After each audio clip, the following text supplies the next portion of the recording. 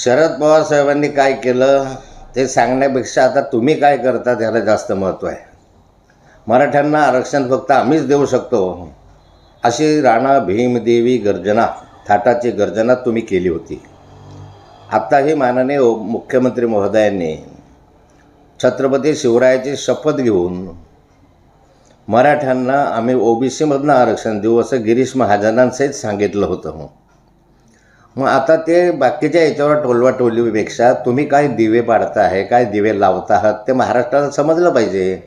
आता त्याविषयी वादांमध्ये न जाता तुम्ही काय करता आहात त्याच्यावर जबाबदारी झटकल्यापेक्षा माझं म्हणणं आहे की जरांगे पाटलांनी या ठिकाणी असं सांगितलेलं आहे की तुम्ही जर 17 डिसेंबरपर्यंत याबाबत काही योग्य निर्णय घेतला नाही ओबीसीतनं आरक्षण देण्याच्या संदर्भामध्ये, तर मला माझ्याजवळ असलेलं गिरीश महाजनांनी दिलेलं रेकॉर्डिंग की आम्ही ओबीसीमधनं तुम्हाला आरक्षण देऊ हे मला व्हायरल करावं लागेल असं म्हटलेलं आहे. मला असं वाटतं की जरांगे पाटलांनीही अधिक वेळ न घालता नेमकं माननीय मुख्यमंत्र्यांचा संदेश घेऊन गिरीश महाजनांनी तुमच्यासमोर काय बोलणं केलं हे महाराष्ट्रातील जनतेला समजलं पाहिजे. मला असं वाटतं की ज्यावेळेस माझ्यावर आरोप झाले, आक्षेप घेण्यात आले, त्यावेळेस पक्षाने माझा राजीनामा घेतला होता. आता गिरीश महाजनांवर देशद्रोहाचे आरोप होत आहेत आणि ते पुराव्यानिशी समोर येत आहेत, तर त्यामुळे गिरीश महाजन मंत्रिमंडळात असताना त्यांची चौकशी कशी होऊ शकेल?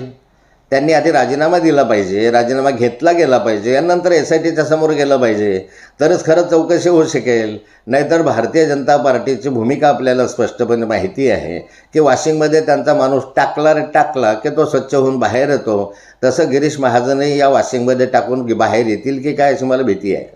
दाऊदच्या बायकोबरोबर माझं संभाषण झालं अशा स्वरूपाचा एक आक्षेप माझ्यावर त्या कालखंडामध्ये लावण्यात आला आणि त्याची चौकशी झाली. चौकशीमधून त्यामध्ये तथ्य नाही असंही समोर आलं. आता त्या ठिकाणी कुठलाही पुरावा नव्हता, पण आता गिरीश महाजन सलीम कुत्ता याच्याबरोबर त्या पार्टीमध्ये उपस्थित होता याचे फोटो प्रकाशित झालेले आहेत आणि ते फोटो असे आहेत की ज्या ठिकाणी देशद्रोही व्यक्तीचे तुमचे संबंध आहे असा ज्यावेळेस आरोप सुधाकर बडगुजर यांच्यावर तुम्ही करतात आणि त्याची SIT चौकशी करण्यासाठी SIT नेमली जाते, त्या SITमध्ये गिरीश महाजन आणि त्या संदर्भामध्ये जे कोणी असतील त्यांची चौकशी झाली पाहिजे. मग गिरीश महाजनांचाही सरळ या ठिकाणी सलीम कुत्त्याबरोबर त्या ठिकाणी फोटो दिसतो आहे, पार्टीमध्ये उपस्थिती दिसते आहे. त्यामुळे देशद्रोहींशी गिरीश महाजनांची सरळ संबंध आहे का या घटनेची पण चौकशी करण्याची आवश्यकता आहे.